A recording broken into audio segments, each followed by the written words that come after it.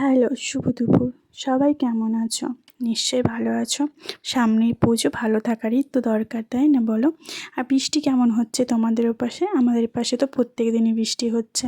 তো আজকে তোমাদের সাথে শেয়ার করব মহাদেব এবং গণেশকে স্নান করানোর একটা সুন্দর ভিডিও।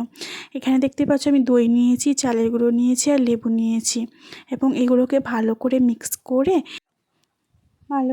করা হয়ে গেলে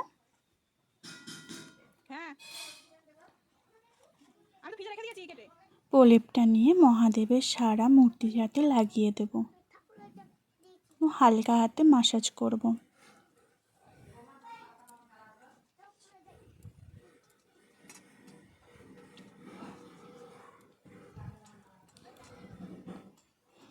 তারপর গণেশ ঠাকুরকেও একইভাবে পুরো প্রলেপটা সারা মূর্তির হাতে লাগিয়ে নেব।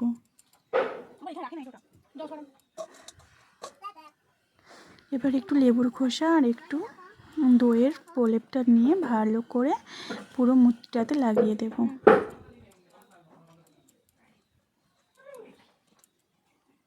তারপর নর্মাল জল দিয়ে স্নান করিয়ে নেব। তারপর সুন্দরভাবে গণেশ ঠাকুরকেও পরিষ্কার করে স্নান করিয়ে দেব।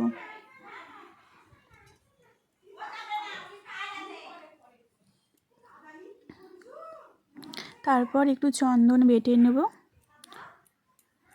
এবং চন্দনের প্রলেপটা নিয়ে গণেশ ঠাকুরের গায়ে আর মহাদেবের গায়ে মাখিয়ে দেব।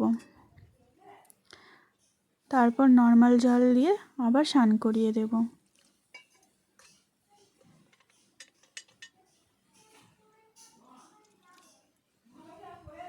গণেশ ঠাকুরকেও একইভাবে স্নান করিয়ে দেব। তারপর গঙ্গার জল নিয়ে আবার ভালোভাবে মহাদেবকে স্নান করিয়ে দেব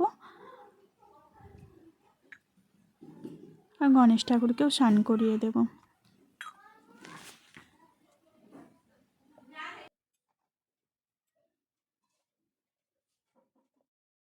কত সুন্দর লাগছে স্নান করানোর পর, এবং তোমরাই পার্থক্যটা দেখো, আগের ছবি এবং ভিডিওর মধ্যে পার্থক্যটা কি বুঝতে পারছো? তাহলে কমেন্ট করে বলো কেমন লাগলো তোমাদের।